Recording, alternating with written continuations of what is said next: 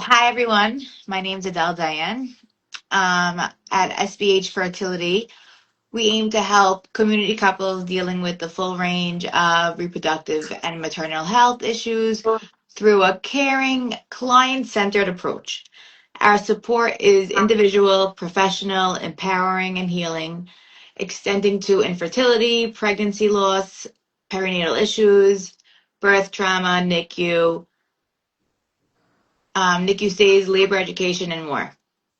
Our goal is to hold the client's hand through whatever journey they're on and meet their needs with resources and heart.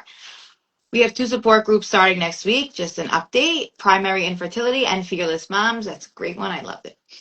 We have Laura Shammah, MS, RDN, registered dietitian specializing in eating disorders, emotional eating, fertility, and PCOS. And we have Frances Palacci from Fran's Balance Kitchen, certified health coach and plant-based culinary chef. Try her miso; it's delish. Okay, guys, go at it. Okay, great. Thank you. Bye. Okay. Hi, Laura. Hi, We exciting. finally meet you in person. I know. Okay, so let's jump right into it. We're going to start with prenatal nutrition. I'm a mom. I guess I'll talk about myself for a little bit. I'm a mom of 3. Um, and I'm always on the go, running around. I've been through the pre-nutrition, trying to get pregnant, and then while I'm pregnant, focusing on different types of foods and nutrition, and then obviously postpartum. So I guess we'll start to talk about prenatal and what girls should do to prepare themselves to get pregnant. Okay. Well, pregnancy is like building a house, and you can't just start off on the second floor. You need a foundation. And really, what that foundation is eating well, eating balanced. And balance is having everything in moderation, regular, consistent meals, keeping your sugar balanced. And what we were discussing when we were talking for a couple of minutes the other day of how many girls run around all day long with skipping meals and skipping breakfast and going so many hours without eating. And what does that do to the body, and how that is exactly not having that foundation. And you need that foundation from months in advance, years in advance, to prepare a woman for a pregnancy.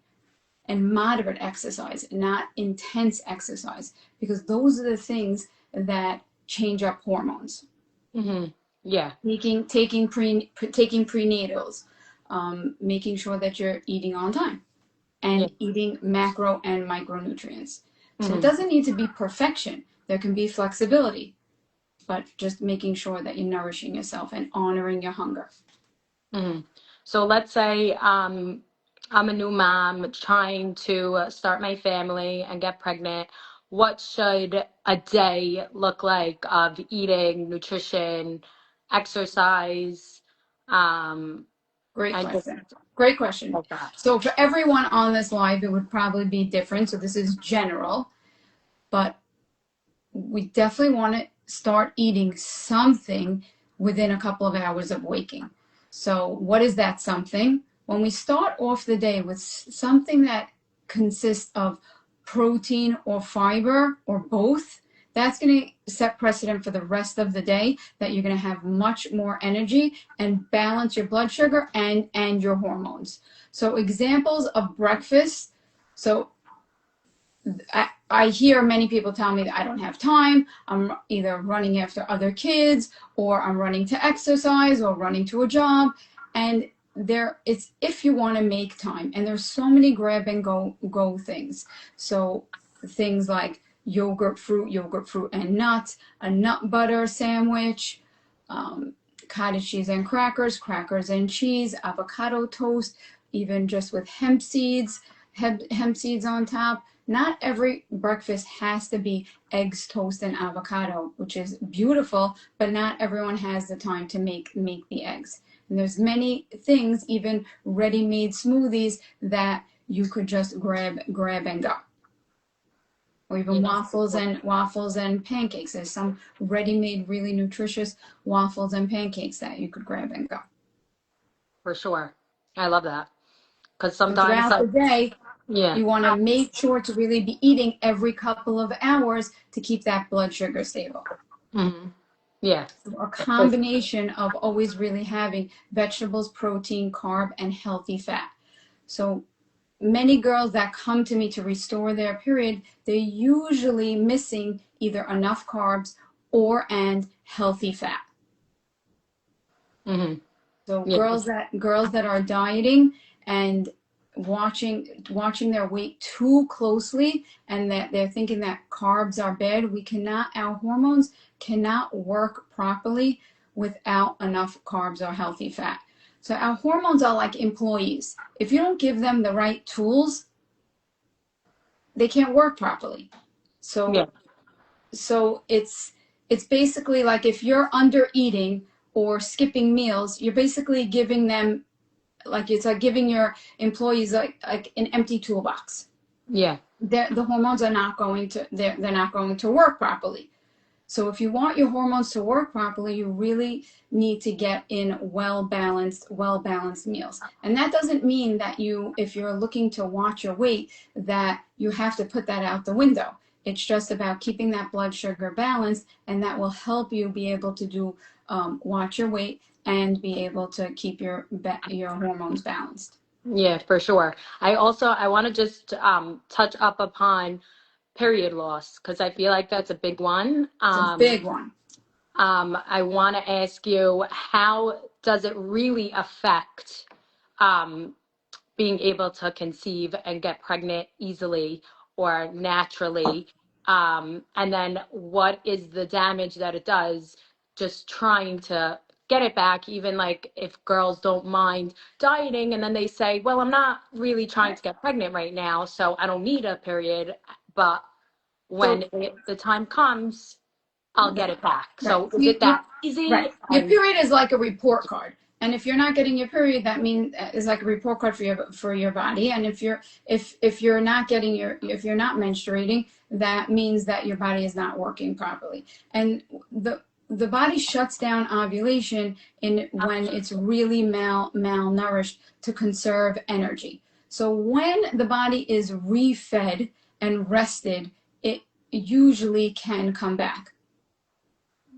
But it needs work, dedication, and really the right amount of dedication to restore. Period.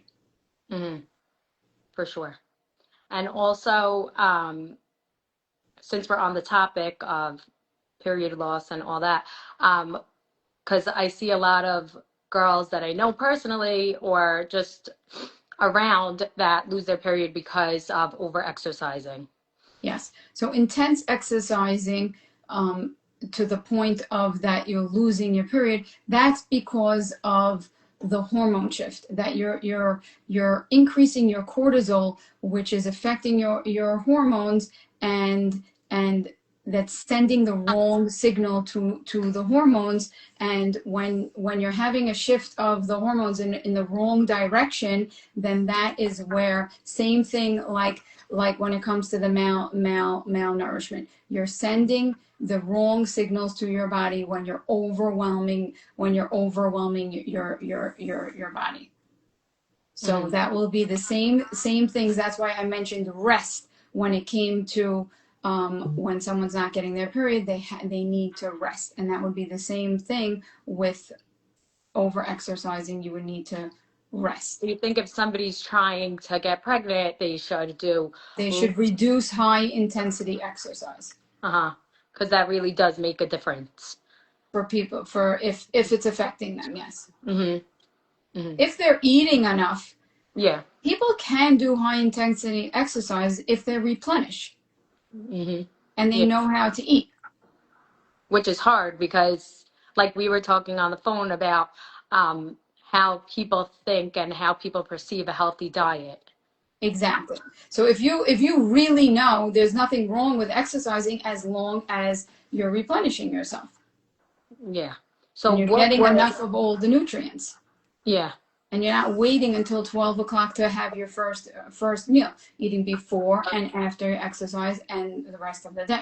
And making sure you're getting in enough healthy fats and carbs and carbohydrates and protein. Really Exactly. Every food group. It's very important. I was asking you about PCOS, and if somebody who's not getting a period from PCOS, does their diet look different, or how does that affect them being able to get pregnant?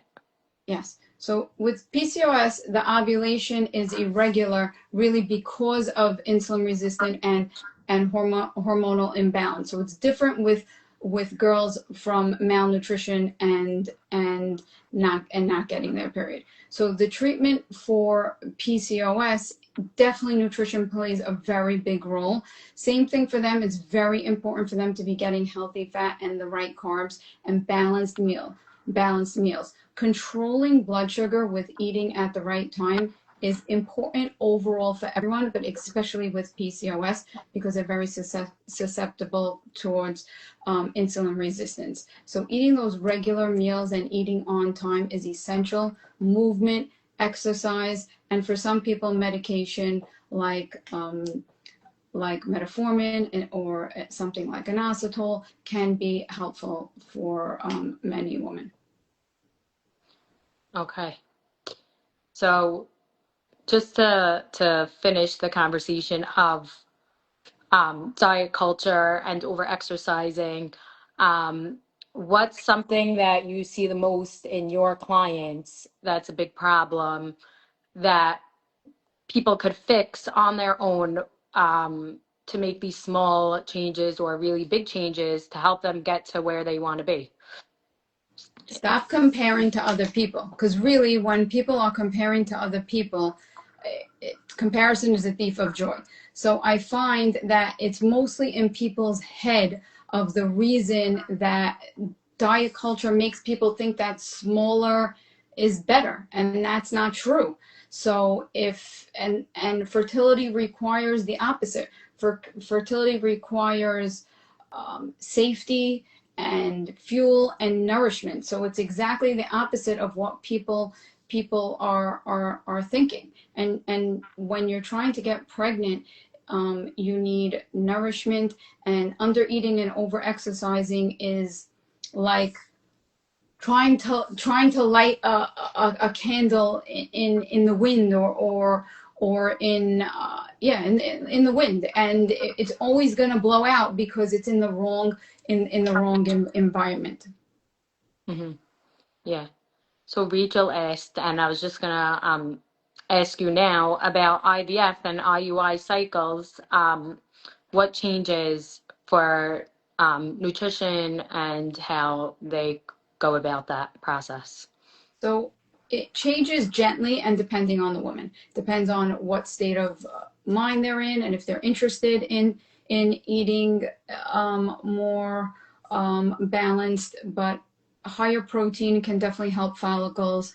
Omega-3 like salmon, flax, walnuts, pasture-raised fortified omega-3 eggs, pasture-raised eggs, chia seeds. That supports egg quality. Reduced high intensity exercise would be one that would be helpful. And IVF is like training for a marathon, so it's not the time that you want to be underfueled. You need extra gas in your tank.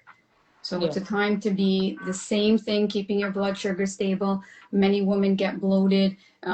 They have cravings. They have nausea. That's the time that you want to be feeding your mind and your body. Okay, great. So hopefully everybody, I mean, there's so much in our control when you're trying to conceive. So at least like the nutrition part you could have in your control. So to be able to know that you're doing all that you can, to just help that process is very important. But let's say somebody who is pregnant, and I know from personal experience, the glucose test makes me super nervous. I'm always scared I'm going to fail. Um, like, what is the glucose test exactly? Is there any tricks to pass it? And let's say somebody, Okay. yeah. Um, there's no tricks to pass it, except, I mean, really, it's just about the same thing that we're talking about: balanced meals, sleep. Sleep can affect sugar. Definitely, sleep can affect sugar. Let's go back to what is it? It's really a stress test for testing your insulin. When someone fails a glucose test, it's not their fault. That's something that they should know. It's really just the placenta hormones that causes that insulin resistance, and it's really the hormones that are spiking the insulin to be higher. So I get this phone call a lot, a couple of days before they're going in for the test. What should I eat? What should I eat? There's no tricks. There's nothing that you could do before that's going to make you pass. It's really a hormonal test. And the true prep is just, in general, having your balanced meals, moving, making sure that you're doing your exercise, and really it's just about consistency. Insulin resistance is, let me explain it the right way. Insulin is like a key, and when it's working, I want to explain it the right way because most people don't understand it. And your cells are like the door. And when it's working properly, then the door will open, the key will work, and then the sugar will go in and will give you energy. But when it's not working, when there's insulin resistance, the door is rusty, and it doesn't open easily, the door. And then the body starts to panic, and it sends more insulin, and then it knocks louder on the door, and then sugar and insulin starts piling up in the hallway, and it doesn't get into the door. And that's the best way I could explain what insulin resistance is, and that's why the insulin gets higher and higher. Mm-hmm. Okay. And Yeah. that's a lot of times.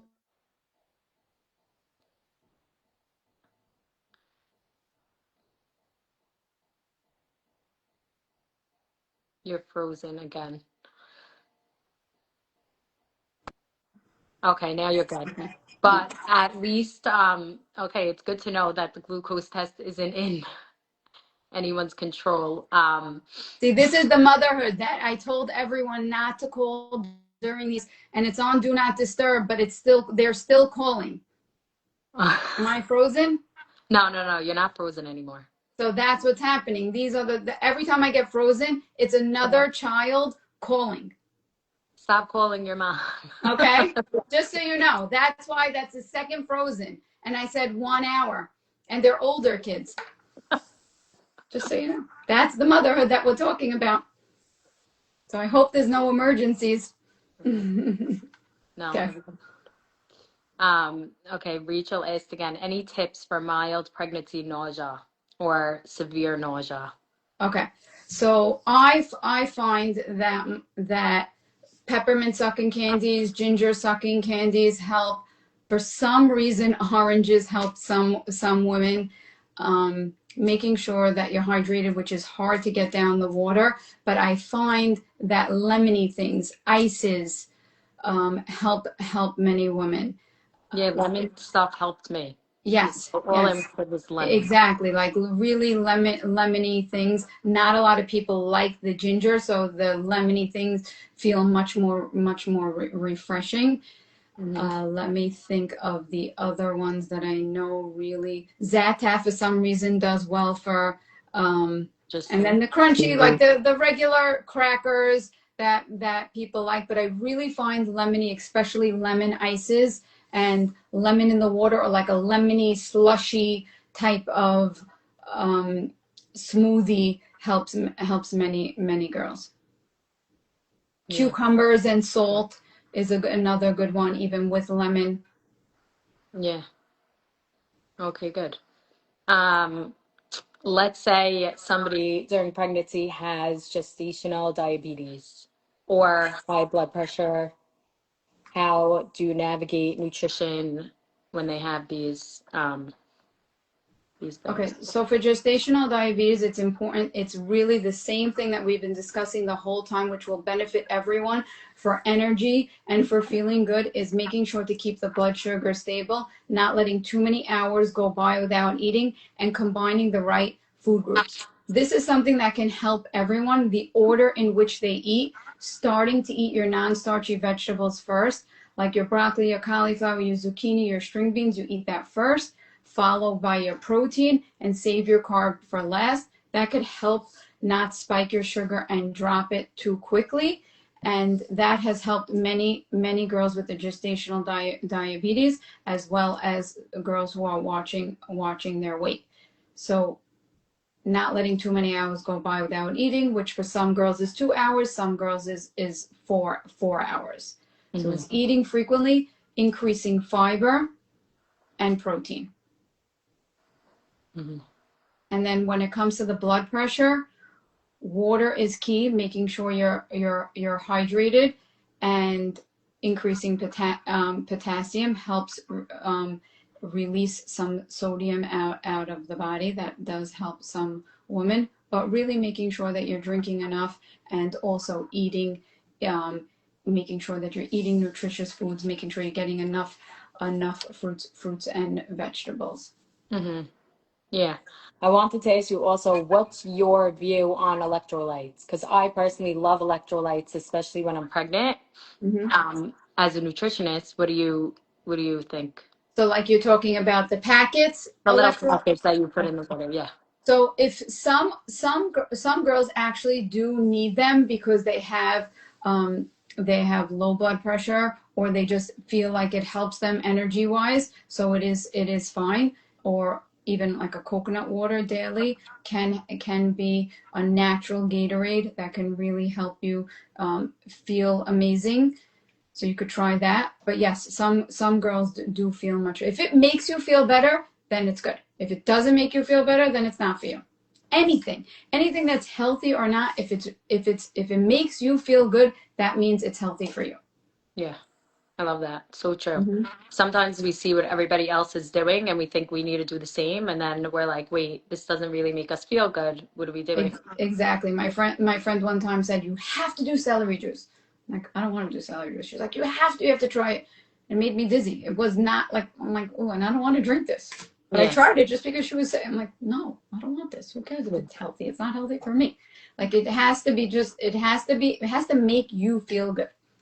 Especially even like people who are exercising and running around, and then they're saying, but this girl does it and she could get pregnant, so why can't I do it and get pregnant? And it's like, you have to remember that everybody's body is so different. Exactly. Everyone is different, and we're not even the same as our siblings. We're always the same. We're always different, and you always have to remember, comparison is the thief of joy. Hashem made us different for a reason. Yeah, for sure. Somebody asked, is it better to eat low fat if you have gestational diabetes? So fat does help. It's a very good question. Fat does help stabilize sugar. It depends on which fat you're talking about. But let's say if you're choosing between like a low fat yogurt and a regular yogurt, for example, it both would be okay. But something like avocado is a beautiful, healthy fat that can be added all the time. Avocado is one of the healthiest foods for women, for everyone. It stabilizes hormones and sugar. So it's great for gestational diabetes. It's great for PCOS. It's great for pregnancy, trying to get pregnant. Everyone should eat avocado daily. I love that. Yeah. I once heard someone say, I don't even want to, they're like, oh, I only eat avocado when I'm pregnant. I'm like, you should I eat straight of heard fat. it all. I've heard it all. Yeah, Yeah. So really, girls, avocado, do not look at it as potassium that it has, the magnesium it has. Not about, don't count your calories, count your blessings, and look at the nutrients that are in the food and what it can do for you and the energy it can do and how it can balance your hormones and make you feel good. For sure. And before we get to the postpartum stuff, I want to just continue to talk about, because we talked about it a little bit, about the over exercising diet culture and the high intensity workouts and the double workouts a day and the 3-4 coffees a day. And the leggings with the sweatpants. Yes. We I'm have not to against, bring that I'm up. not against it in the winter. It is cold. Are you wearing them? Okay, I won't bring. Okay, in the winter, but not in the class. Why is everyone doubling up on their two things? But that actually, by the way, the overheating, actually, it is dangerous. That you can flush out too much electrolytes, and that is dangerous. So I'm happy I'm getting the opportunity to say it. It is, the triple layer of clothing is dangerous when you're sweating like that. I hope everyone can hear me. Yeah. And for sure, and like, how do we like educate the girls who are on this live and that they're gonna listen about how dangerous it is to over exercise and to do too much and to put your body in too much of a stress state? Like, people Well, don't understand why it's yes. Well, dangerous. let's talk about what is healthy. Mm-hmm. Everyone wants to be healthy. The reason yes, they may enjoy exercise, but they're really going because they care about themselves, they care about their health, and they're going to be healthy. But what does the word healthy mean? It's really about balance. So over exercising is just building cortisol. And I've actually had in my office in the past 27 years, I shouldn't say most, a lot of the exercise teachers who have, because of over exercise, just gained out of nowhere at least 10 pounds because of high cortisol. So if over exercising can actually do the opposite of what they're looking for, because increased cortisol does increase insulin, which increases storage of fat. So once your body is so under stress and too stressed, you will be storing fat. So we need balance, not killing yourself every single day. I believe you can exercise every day, no problem. Their body does need rest. And if you're not resting, and every single day is that in high intensity exercise, you will get burnt out, and that will end up in high cortisol, Mm-hmm. And which even is I a feel stress like, hormone. yeah. And even seeing people who look healthy in these high intensity workouts, and you say, I want to look as good as them, I want to feel as good as them, but we also need to realize, like, what's their energy level like throughout the day?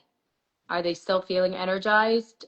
Is their body functioning properly? Is all Right. their Is hormones their in body place? functioning right? Sorry. Is their body functioning properly? Is their heart functioning properly? Is their hormones functioning properly? And the most important thing of being healthy is their mind functioning properly.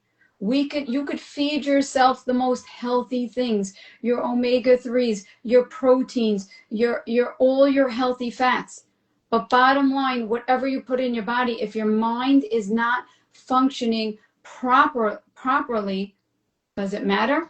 If you're snapping at your kids, if you're snapping at all your loved ones, and you don't feel mentally normal because your cortisol is high, or because the only thing you care about is the exercise and dieting, that's not considered healthy. Yeah, for sure. That's very important. 'Cause sometimes, like, it'll be too consuming and take over people's lives, Right. and then it affects your kids and everyone. Somebody asked, what could you do if you have high cortisol? I guess, what type of workouts are good? Yoga. Yoga is probably the best one for high cortisol. Walking and yoga. I love walking. I love that it came back in, like, style. Right, exactly. To walk. Me too. It's great. I love that. My kids make So I fun of guess, my coat that keeps me warm to go walking in. Yeah. No, it's the best thing. I find that it's the best thing, mentally, physically, everything. Right. Um, but I guess if anybody has questions, you could keep asking. But I want to talk about postpartum because I know there's a lot of moms on here, and we all have that itch to bounce back after we give birth. And we can't wait to run back to exercise. We can't wait to get our body back. We can't wait to just get back into routine and our normal life. And what would you say to women who are in that mindset of wanting to jump back into I exercise? totally relate. I totally relate. I had the same pressure from all four kids. I really did. And I'll tell you the truth, when I gave birth to my son, they told me 6 weeks till you can exercise, and I didn't listen because Like almost every other girl. I didn't listen. And Yeah, I said, what? I'm in shape. Why do I have to wait 6 weeks? yeah, I'm not waiting. I'm ready. yeah, And I went back after a couple of weeks and I started to exercise, and then I really got sick. I really did not feel good. And then I had to wait longer to go back to exercise. And why didn't I listen? Because of the pressures. And it's not worth it. It is traumatic what the woman's body goes through to the whole pregnancy, the giving birth, and we actually need slow recovery. And you will delay your recovery if you go into high intensity exercise or too early exercise. And hmm, that's exactly what I did. And so that was my second baby. And with the other babies, I learned my lesson, and it was a huge difference. yeah. Huge difference in Like for recovery. yeah. I had the same issue with my first. I couldn't wait to get back. 3 weeks in, I'm at home hiding, doing my arm weights, I'm like, oh, I got this. And Exactly. then I was like, and then through my other pregnancies, I realized how important it is to really rest and to like recover Right. because it's Right. really like a very traumatic thing that we go through. But when would someone, I know the doctors say 6 weeks, but what I know it's different for every girl. So when would you tell people that like is a good time for them to be able to jump back into exercise? So that's according to what your doctor says. Uh-huh. You need to follow doctor's orders. But to feel, I guess, just physically there and And then listen to your body. Listen to your yeah, body.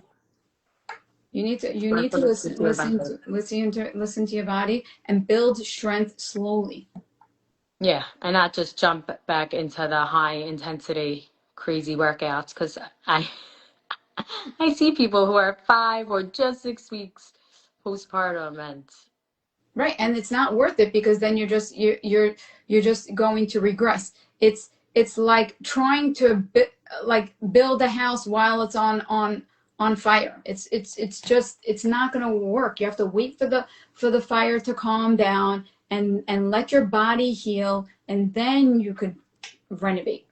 yeah, because it is hard because I know from my point of view with my friends, we're all still at a young age and everybody wants to jump back. They all want to jump back into working, into routine, and just doing it all and saying that, oh, I could do it all. I just had a baby and look at her, look at her. Um, so um, it's just it's just like you really need to relax and take it easy. Um, Somebody asked about Nutrition nutrition. during nursing, I think I see. Yeah. So nutrition So during nursing is when I tell a lot of girls that it's very similar to pregnancy, like be careful with your mercury still, they're very surprised to hear that. You still want to be eating the same way as your during the pregnancy. And same thing, like I keep repeating, keeping your blood sugar stable, making sure you're hydrated, Many people want to diet too quickly when nursing, because same thing, they're worried about their weight. But if you're too restrictive with your calories during nursing too quickly, you will lose your milk supply. Yeah, for You could sure. watch what you're eating and but not too drastically. Yeah. And even like being busy and running around and not focusing on yourself, I find Self-care. that Right, your like self-care during pregnancy as a mom, your self-care definitely needs to be there. And that's why they say to put your oxygen mask on first and then you take care of your loved ones. for sure.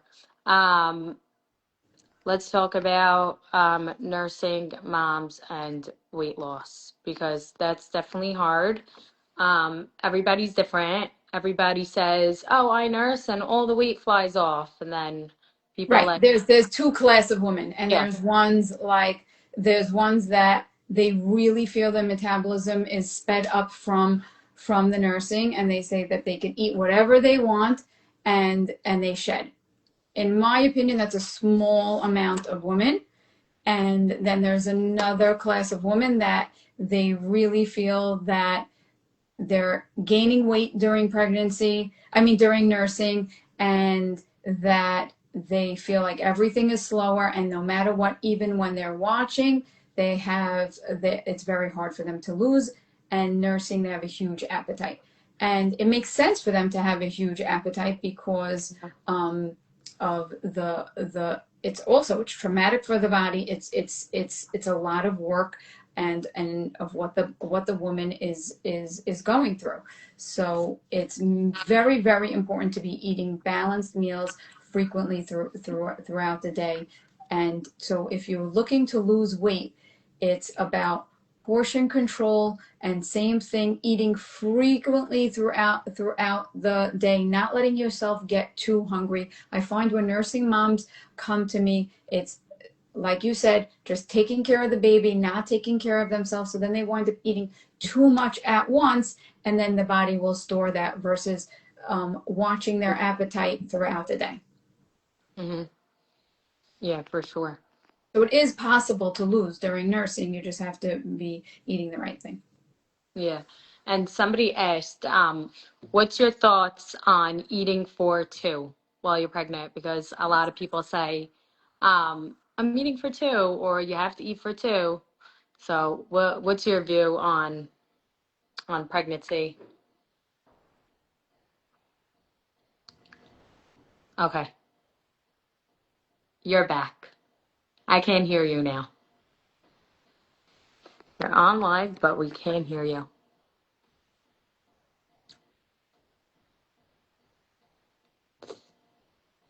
I can't hear you. Could anybody else hear Yes, I Laura? can. Yeah, now. Okay. Oh Good. my God, this is crazy. Okay. I think um, that eating for two. Okay. I feel that it's very important to honor your hunger and respect your fullness. From the minute you're pregnant, the body becomes like a home for your baby or the baby that you're hoping to have grow. And what most women need to realize is that the baby relies 100% on everything that you're doing. Relies on 100% of your nutrients, 100% of your energy, the protein that you give or don't give, 100% of the hydration. Many women wind up getting dehydrated and wind up being hospitalized because they didn't drink in days. So what you eat becomes the building blocks for the baby's brain, bones, immune system, even their future metabolism. So you don't need to look for perfection. You just need to look for consistency and give yourself some flexibility. You may have days that you eat beautifully, and there may be days that you only could just get some, get only bagels and carbs down. There is never going to be any perfect days, but it's just doing your best to have compassion for yourself, and like I said, just to have consistency and flexibility. So sort of eating for two, but not overdoing it, just respecting Yeah, the fullness. for sure. I love that. I'm just looking through questions because I saw people wrote. Somebody wants to know what's your favorite multivitamin brand if you have one. Don't have a brand. No. All about nutrition and food. Yeah. Somebody But else you could is start your prenatals like if you're looking like at least 3 months in advance, if yeah, you're able to. to start. Yeah, that's good. And during your baby years, you don't even have to go off of them if, like, you know. Yeah, I guess because that's like a That's multivitamin. general. Talk to your doctor.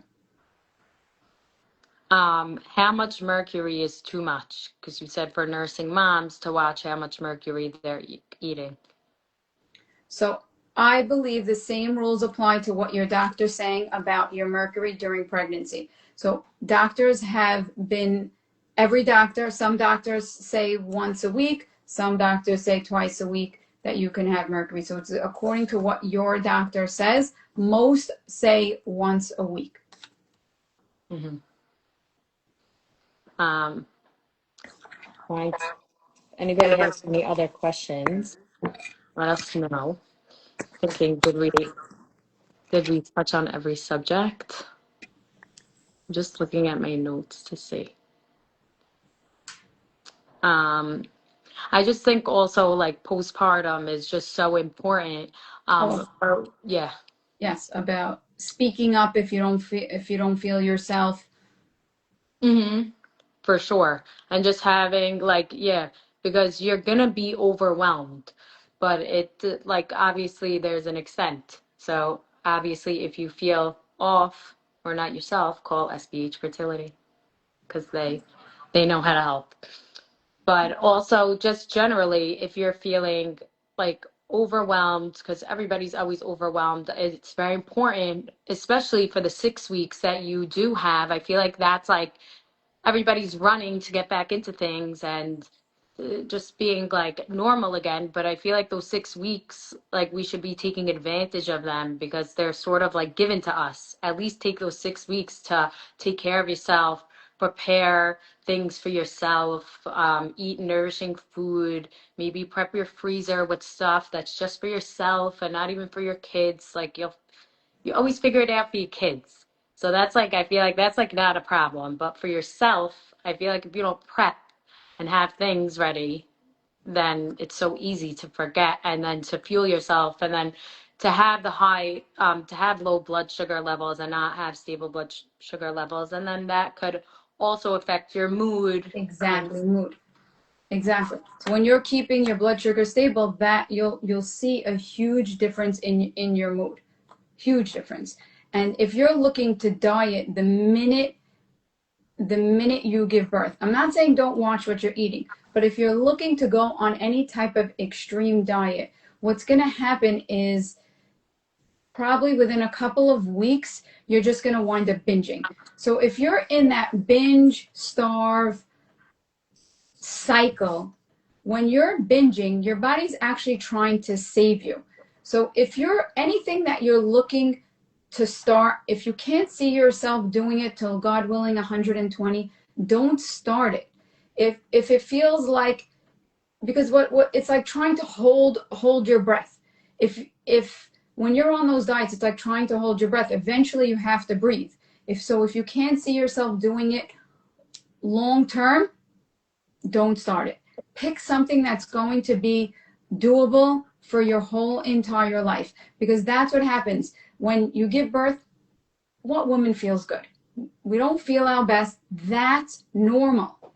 Throughout all your baby years, your weight is going to go up and down and up and down. So talk to yourself logically and say, yes, I may not be in my best shape, but this is normal. And how do I get back to myself? I need to I must have patience. And yes, I might have to do the work, but I need to do it in the right way. And holding my breath is not going to last. Going on some type of fad diet is not going to last, which is going to create me to binge, starve, binge, starve. Yeah. So important to remember that, you know, for everybody going through their child years. What else? What about juice cleanses? That's exactly the type of thing that I was just talking about. Can you be on a juice cleanse till 120, God willing? No. So anything that you can't picture doing for the rest of your life, then it's not realistic. That's not considered balance. I like that mindset because that keeps you in check and balanced. Exactly. I like that. It's like walking around with a pair of tight shoes. How long could you last?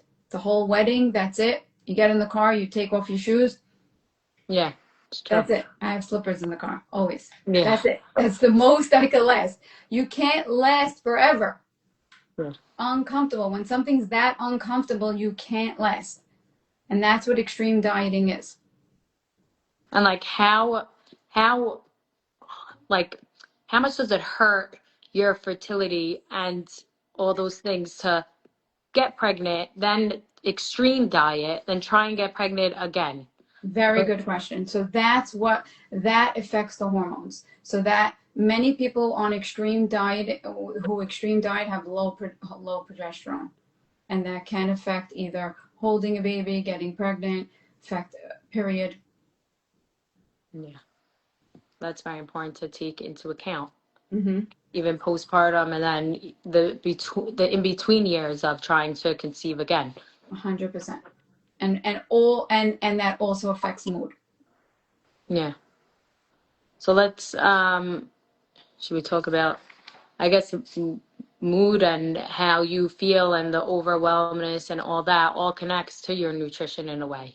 So right. So serotonin, which is serotonin and dopamine. Serotonin is what relaxes us and gets us in a good mood, is produced in our gut. Most people, when I ask them, I'm not talking to the audience here, if I was to ask them where is serotonin produced, they would say in the brain. Mm-hmm. But it's actually 95% of serotonin is produced in the gut. What does that tell us? That what we eat actually affects our mood. So I'm sure everyone on this live has eaten poorly for a couple of days or even a couple of hours, and it affected their mood. Or not eaten, and then when we're hangry, we actually get snappy, we get in a bad mood, because the serotonin that's produced in our gut directly relates to our mood, what we eat or what we don't eat.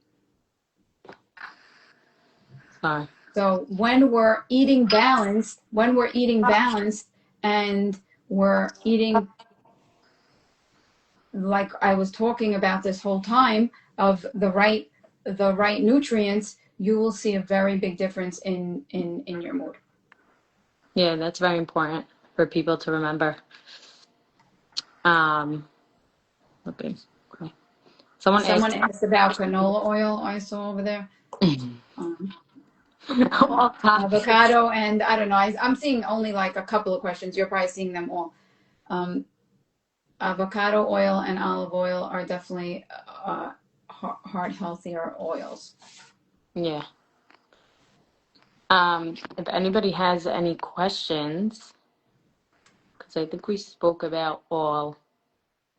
Pregnancy is not a one size fits all. Same thing like what I was talking about before. Don't compare it to your friend. Your friend could be pregnant at the same time, or she gets pregnant first, and you're waiting to get pregnant. Everything is in your time. Easier said, of course for me, but it's everything does come in time for it's just about not comparing, and just keep saying comparison is the thief of joy, and it's not a one size fits all. It's like tailoring a dress. The pattern is similar, but every woman if it's different.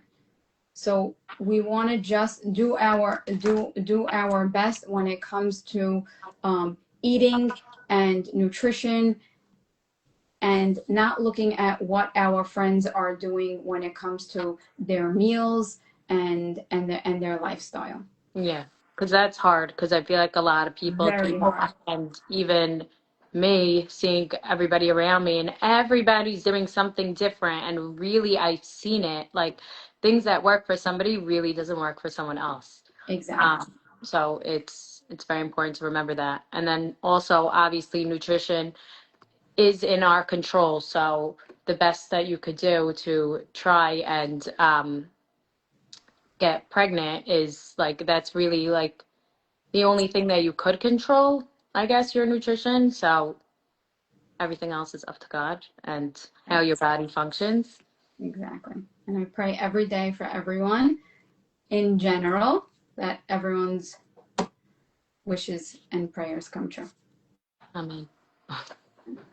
And, and SBH is really, really a beautiful organization that helps many in all areas. For SBH sure. fertility too. Yeah. So whoever's watching this and even has a question on your fertility journey, always reach out to SBH because they help with all different aspects of fertility.